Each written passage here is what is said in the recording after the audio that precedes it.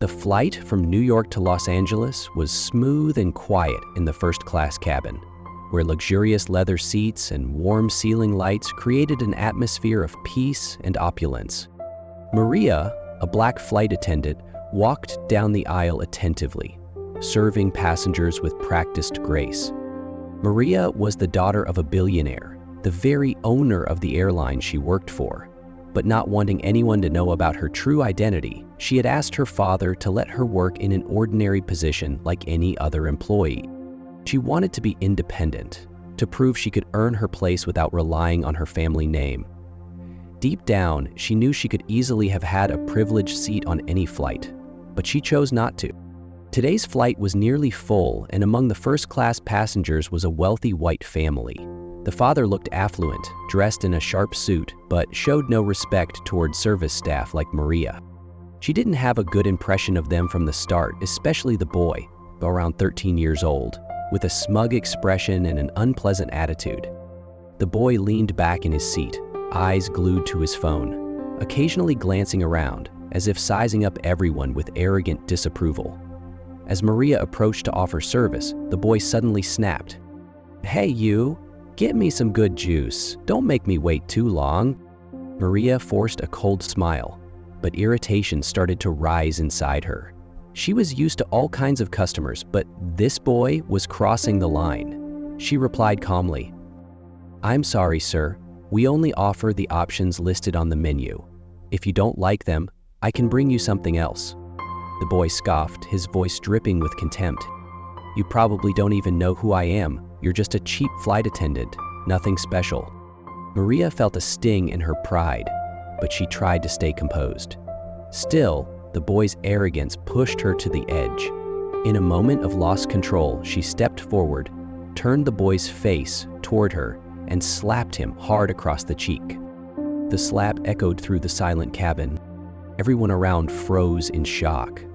The stillness after that sharp sound made the air feel heavier than ever. The father immediately jumped up, face flushed with rage. He shouted, "My son, who do you think you are to lay a hand on him?" Maria didn't back down. Her eyes were cold but firm. She looked straight into the man's eyes, and her voice was heavy with conviction. "Yes, I'm a flight attendant, but I won't let anyone, no matter how rich or powerful, disrespect me. Your son treated me without dignity, and I won't let that go unnoticed." Before anyone could respond, an emergency call came through the plane's intercom. "We need to make an emergency landing. There's an unexpected situation that requires immediate attention." Tension rippled through the cabin, the sound of the engines shifted, and worry spread among the passengers. Maria had no idea that the furious man standing before her, the father of the boy she had just slapped, was none other than the owner of the airline, the billionaire who oversaw not just thousands of flights, but a vast financial empire. He wasn't just a regular passenger, and Maria's bold act wouldn't just change the course of this flight, it would ripple through her life and career in ways she could never imagine. The cabin felt frozen in time. Passengers whispered in anxious murmurs. The once arrogant white family had fallen eerily silent. Gone were their smug smirks and mocking tone from earlier in the flight. The father, the man who had slapped Maria, was now trembling, fumbling with his phone, desperate to send a message to someone, but the signal was blocked during the emergency descent. Slumping into his seat, he clasped his hands tightly and muttered under his breath, "Oh God, I hit the chairman's daughter." Maria stood tall, her face cold and composed. One by one, the other flight attendants quietly walked over and stood beside her, their presence a silent declaration. "We stand with Maria." The plane came to a halt. Waiting at the aircraft door were 3 airport security agents and 2 police officers. None of them said a word. In their hands was a printed screenshot of the video clip, the one Maria had sent moments earlier. "This is a final boarding call for Edward Hastings, his wife, and son to deplane immediately," the captain's voice echoed coolly over the speaker system. Edward's face turned ghost white. He tried to protest. I can explain. This is a misunderstanding." But the moment he stepped off the plane, the police officers took hold of his arms. Behind him, Maria walked off gracefully, composed, and professional, like nothing had happened.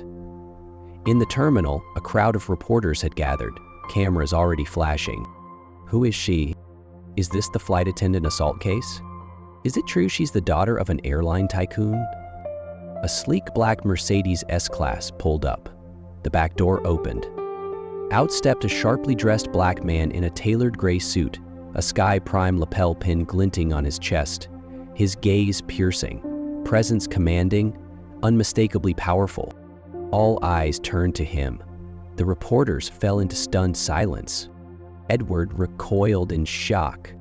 "Oh my God, Chairman Carter." The man said nothing to Edward.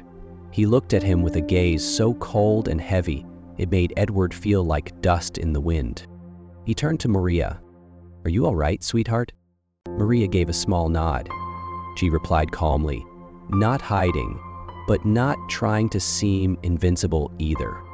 "I stayed quiet because I didn't want to be accused of pulling rank, but today, I couldn't stand by and let someone like him treat people like garbage just because of their skin color or social status." Raymond Carter smiled with pride, then turned to Edward, who was now shaking, head bowed low. "Edward Hastings, you were Sky Prime's Eastern Regional Director. As of this moment, you are no longer anything.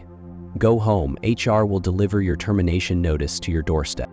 Edward cried out, "Please, sir, I've given Sky Prime 18 years. Please, reconsider." Raymond didn't even glance at him again. He placed a hand gently on his daughter's shoulder. "Let's go, Maria." Maria turned for one last look at the crowd, her eyes bold, confident, radiating power. "I am Maria Carter. I wore this uniform and hid my name to be treated like everyone else, but today I've realized humility should never be an excuse for anyone to trample on your dignity." The reporters' cameras flashed in a frenzy. That moment became national news within hours.